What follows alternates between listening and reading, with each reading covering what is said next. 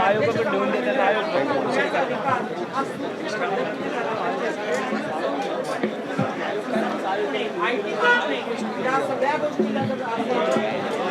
राजकीय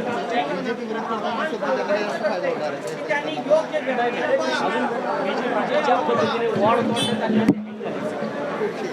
सुधारत नाहीये काय पुणे शहराच्या मध्ये भागातले 16 प्रभाग आहेत 50 नगरसेवक संचित आहेत. प्रभागामध्ये 6 नगरसेवक एकमेकांच्या विरोधात कसे येतील असं पाहिजे. थोडंफार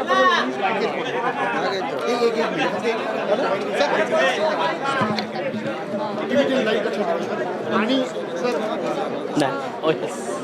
सर मनसे आणि तुमची ओळख अशी आहे खळखट्याक, तर ह्यावेळी तुमचं खट्याक कसं होणार आहे त्याच्याबद्दल? नाही, इथं खळखट्याक करण्याची गरज नाही आहे, कारण हा आयोगाच्या माध्यमातून हा फक्त दाखवण्यासाठी प्रभाग रचना आयोगाने किंवा प्रशासनाने केली आहे. प्रत्यक्षामध्ये राजकीयदृष्ट्या प्रेरित होऊन राष्ट्रवादी काँग्रेस, महाविकास आघाडी यांनी ही प्रभाग रचना केली आहे.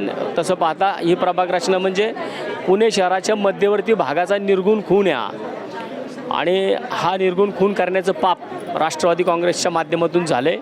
आणि भविष्यात जे आज राष्ट्रवादी काँग्रेसच्या शहराध्यक्षांनी सांगितलं की 100+ आमचे नगरसेवक निवडून येतील, प्रत्यक्षामध्ये 100+ जे नगरसेवक निवडून येतील ते थोड्या दिवसात कळेल की किती नगरसेवक निवडून येतील.